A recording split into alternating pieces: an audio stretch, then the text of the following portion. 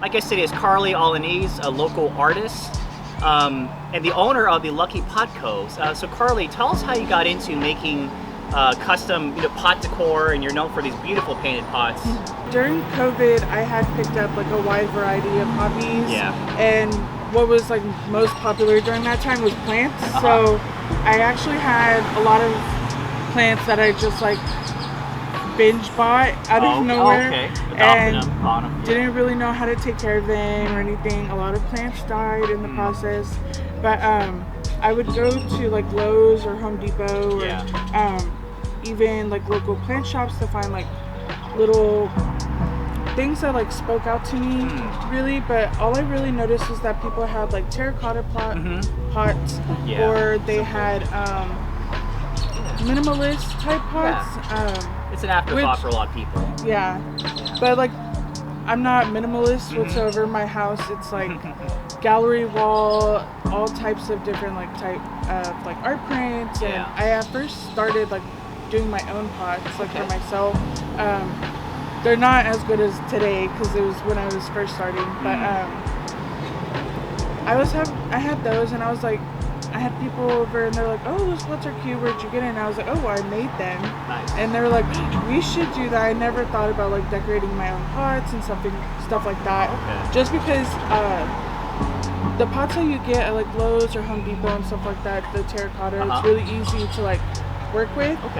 So I was like, yeah, y'all should do it. And it just came into my mind that like I could sell pots.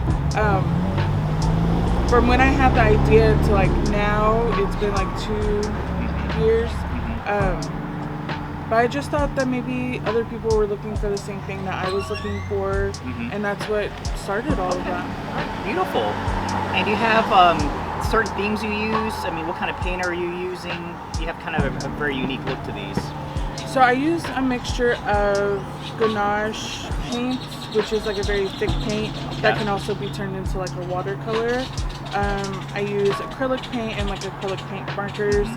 I typically use sealant, like the glossy sealant that you get from hardware stores, and resin. Okay. Well, they're beautiful. Thank you. Well, your name's been in the news a lot. If you could just, you've told the story a million times, I'm sure, but briefly, what happened last week with the Roots Market? You got an email from them saying what exactly? Basically, the email said that they were a biblically based market. Like any other business, they have values, and one of their values was to stick to God's word, and they believe in the traditional sense of like marriage and family and everything like that. When I first got it, I was like really shocked because I've never been like discriminated against really, and I didn't like know how to respond, and I knew if I did respond it was going to be very like emotional. I didn't respond, and then I had posted it on my Instagram, and before all of this, most of the people who followed me on Instagram were other vendors that I had either worked with or were going to work with in the future. So I didn't have a lot of people like follow me. I really just had people that I knew follow me. So I had posted it just to let them know like, hey, like this market is like anti-LGBTQ plus. I was like, I'll just tell people that I know what they're really about, and I'll just like let that be that. Because although like I disagree with them obviously, and I think that it's extremely weird to have that on Magnolia Street, but there's, with everything going on right now, there's like nothing I could have done. I can like try to change their mind, but usually people with that like much hatred or who have that viewpoint, there's not, I would just be wasting my breath. And it also tells you how ridiculous it is that in this day and age people have these bigoted views. I mean, it's just so unacceptable. People are shocked by this. And then people came out, I believe Saturday to rally. I missed that event, but did you see that, or did you follow that? I did see it. So when all the stuff that had happened, Shay with Wandering Roots Markets, who's a like market company that I work with very often, and they were like, well, we would love to offer you a spot at our market on Saturdays since you don't have like that market. And that also had upset me, besides like having those views. that I had wasted my time marketing them. I'd wasted my time like preparing for the event, and like I count that on for that money on that Saturday. So I was like, whoa, why would you tell me 2 days before market? Like if you had told me on Monday or something, I could have found something, you know. But Shay was very like awesome, really, to offer me a spot at one of the markets. So I wasn't able to go, but people were sending photos and pictures. Oh, sorry, okay. Photos and videos, and I just thought it was awesome. And they were just standing there. Really, from the videos that I saw, they were just standing there. And then this girl that I had met, like when all this happened, they like keyed her car and destroyed her car. I heard about that. And I was like, wow, that's.